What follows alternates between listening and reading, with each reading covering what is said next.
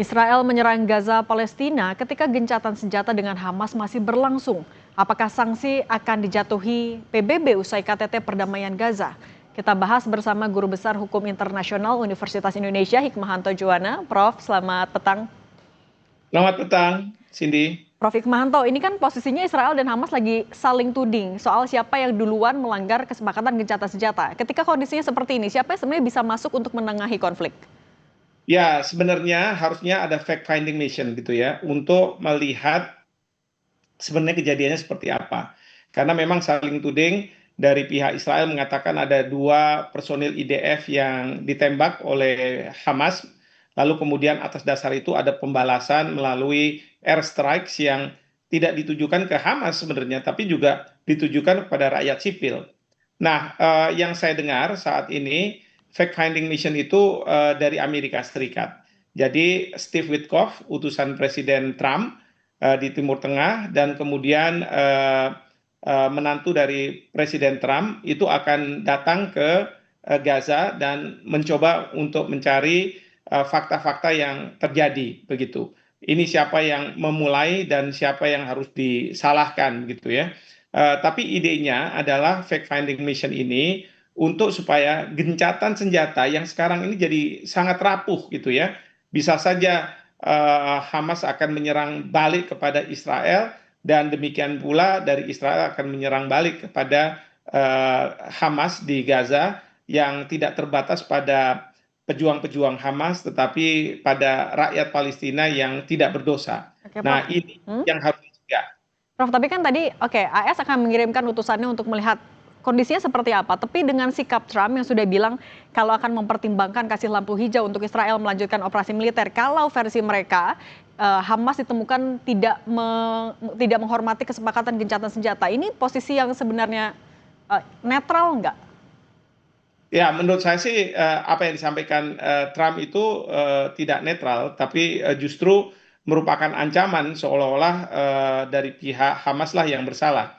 Nah, memang yang saya kumpulkan dari berbagai media di luar negeri, ini permasalahan adalah ketika ada garis demarkasi ya, garis di mana sampai di posisi mana tentara IDF ini harus berada ya ketika mereka mundur.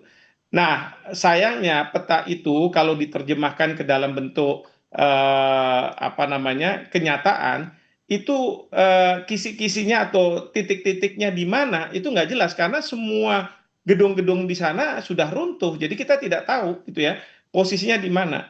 Nah, dalam konteks seperti itu mungkin saja, saya tidak tahu ya, dari pihak pejuang Hamas merasa bahwa ada pelanggaran dari pihak Israel karena memasuki wilayah yang sudah dianggap wilayah Gaza yang tidak boleh dimasuki oleh IDF, sehingga ada serangan dan itu mungkin mengakibatkan 2 orang IDF tertembak mati. Mungkin ya, saya juga tidak tahu. Tapi oleh Israel karena mereka mempunyai mungkin apa kompas yang lebih baik, atau misalnya titik-titik yang menentukan gitu ya, satelit yang bisa menentukan secara baik. Ya, tentu mereka merasa bahwa oh enggak, ini sebenarnya IDF tidak melakukan pelanggaran, justru mereka masih berada di titik yang sudah ditentukan, tapi mendapat serangan, sehingga mereka melakukan serangan ke Hamas. Tapi yang terkena adalah juga rakyat sipil, karena kalau pesawat udara yang melakukan serangan, persisi itu tidak bisa.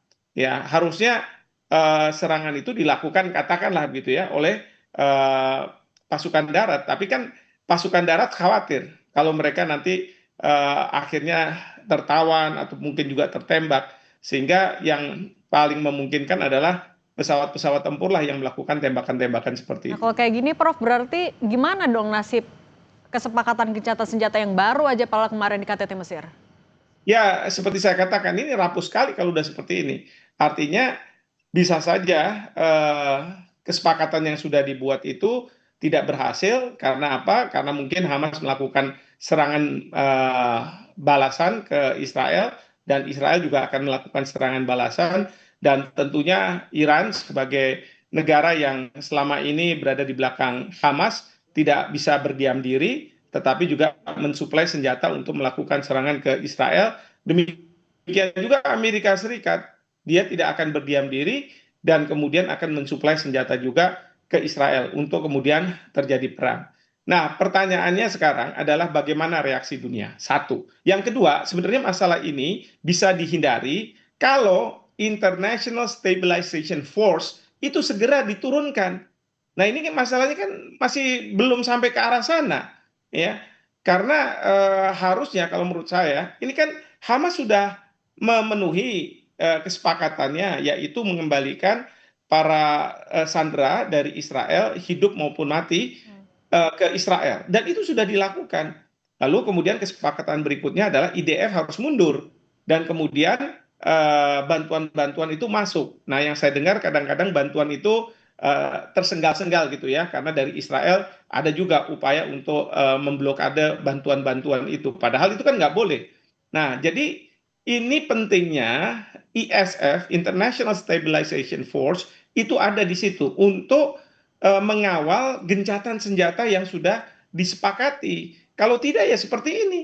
Ya, harusnya kalau misalnya ada International Stabilization Force, maka tentara itulah tentara yang dari ISF ini, pasukan ini yang menjaga posisinya di mana Hamas tidak boleh masuk ke tempat Israel posisi terakhir, dan kemudian juga Israel tidak boleh masuk ke. Ya, batasannya harus jelas dulu. Tapi Prof menegaskan lagi, ini kan baru tahap awal tapi kesepakatan sudah dilanggar. Artinya poin-poin lanjutannya dari 20 poin itu termasuk juga penempatan pasukan perdamaian akan masih bisa direalisasikan nggak? Sekali lagi ini kan rapuh ya, bisa saja ini tidak bisa direalisasikan. Tapi ini semua bergantung pada posisi Amerika Serikat. Kalau Amerika Serikat mengatakan bahwa Israel kamu yang salah, harusnya kamu tidak melakukan hal tersebut, maka mungkin gencatan senjata ini akan berlanjut. Sekarang ini dari posisi Hamas mungkin mereka bilang, sekarang kami ada di atas angin. Tergantung dari pihak Israel ya atau Amerika Serikat yang harus dari Ya. pihak Israel salah, atau dari pihak Amerika Serikat minta Israel untuk mundur, jangan lagi melakukan tindakan yang sama. Oke. Nah, karena apa? Perlu diingat bahwa sekarang ini Israel itu melawan dunia. Karena ada 157 negara yang sudah mengakui, yang intinya adalah mereka tidak setuju dengan serangan-serangan yang dilakukan oleh Israel ke Gaza yang menyasar juga kepada penduduk sipil dari Gaza. Oke, Seperti itu. sebenarnya sikap dunia sudah jelas ya kepada Israel. Prof Hikmahanto Juwana, pakar hukum internasional dari Universitas Indonesia. Terima kasih sudah berbagi bersama kami. Saya selalu ya, Prof. Terima kasih.